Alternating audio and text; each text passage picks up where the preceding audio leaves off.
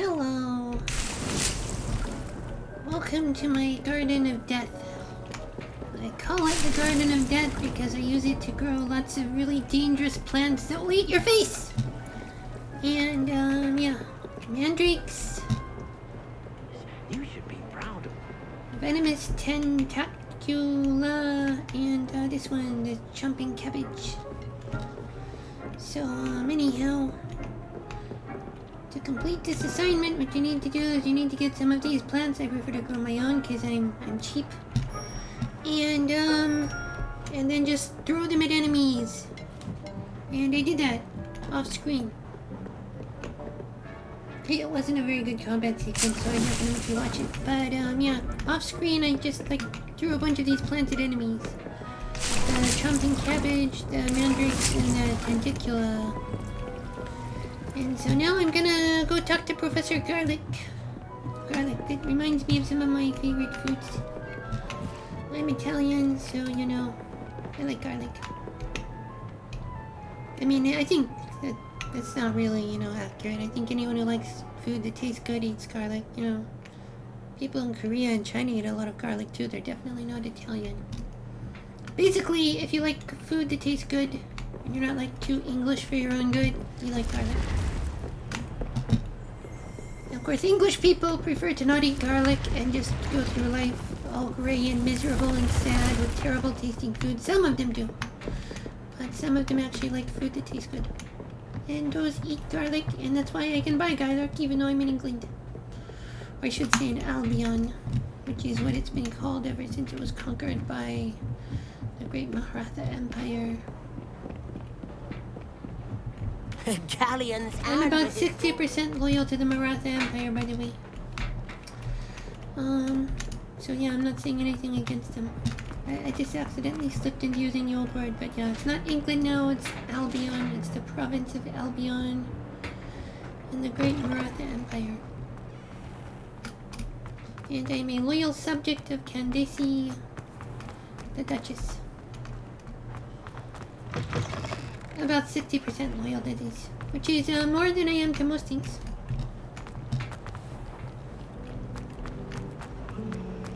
The only thing I'm more than 60% loyal to is my cats. I like cats. I'm 100% loyal to cats. I'm 110% loyal to cats. Cats are nice. They're so cute.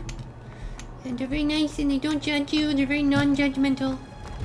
No one ever says, oh, what a judgy cat. No one ever says that. Cats are not judgy. That's why I believe that in one sense, cats are closer to God than you. Because as someone important once said, I forget, but something about not coming to judge. Something like, some words to that effect. Okay. Now, hello, Professor Garlick. I finished the activities you assigned me, Professor Garlick. Wonderful! I hope you gained a greater appreciation for the flora in our lives. I am forever enraptured by it. Just yesterday, I spent hours pruning my self-fertilizing shrubs and flutterby bushes. Didn't realize how long I'd been at it until the sun began to set. Well, if there's one thing I love to see more than my plants thriving, it's one of my students doing the same. Now, ready to learn Flipendo? Chin up, keep a light grip, and it's all in the wrist. Let's see you give it a go. You will want to focus with this spell. Nothing as mortifying as knocking back a colleague when all you wanted to do was move a few pots.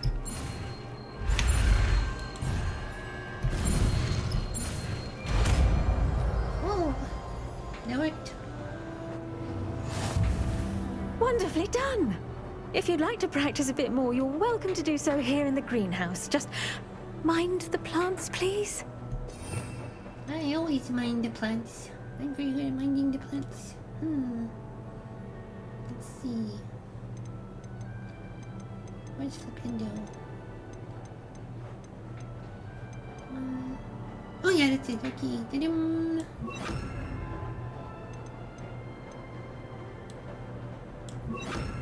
Yeah, that makes some kind of sense. Okay. Alright, let's try this. Flipendo, look at that! You're a nicer! Accio.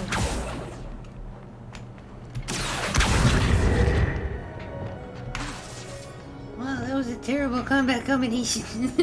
Come over here, now let me conjure something. Accio.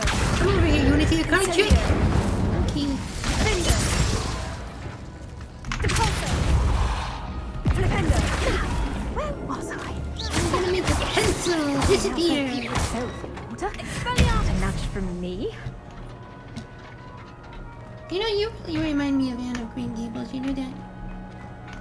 And you have very pretty red hair. Well done. I might I suggest kinda wish you I had practice pretty red such hair. maneuvers My in a hair is more not pretty already, just secluded plain location. brown, but you know, it would be nice to have pretty red hair like yours. I hope you don't mind me observing you at red hair. Okay. But you kind of remind me of Anne of Green Gables.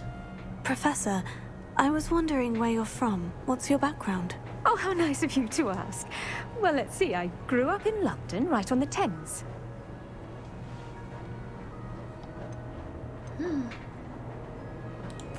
That sounds lovely. All the sights and bustle of a city. To some, yes. I used to dream of living in the country, but it wasn't until I came to Hogwarts that I felt truly at home. Mind you, it did take some time, and whilst it is my fervent hope that each student eventually feels as at home here as I do, it is not always the case. I suppose that makes sense. Well, we each bloom differently, don't we? Some of us, like Devil's Snare, thrive in the shadows, whilst others crave the attention of a bouncing bulb. And we each grow and thrive according to our own plan. Oh, I was terribly nervous when I arrived at the castle. You see, as a child, I knew nothing of witches or wizards. You can imagine how astonished I was to receive my letter from Hogwarts. I spent a good deal of time alone in either the greenhouse or the library my first days here.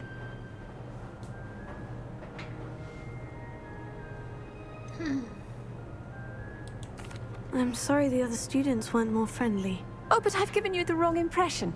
On the contrary, I was shown great kindness. In fact, a seventh year took me under her wing during those first days. She remains one of my dearest friends. How fortunate. I was indeed. I dare say you'll find that the friends you make here at Hogwarts will last a lifetime. Now, I'd best get to my recent delivery from the Magic Neep. Mr. Teasdale promised me quite an assortment of seeds this week. Lovely to see you. I like her. I want to be kind of like her when I grow up. Okay. So, hello, sir. Well, pretty. Bye-bye.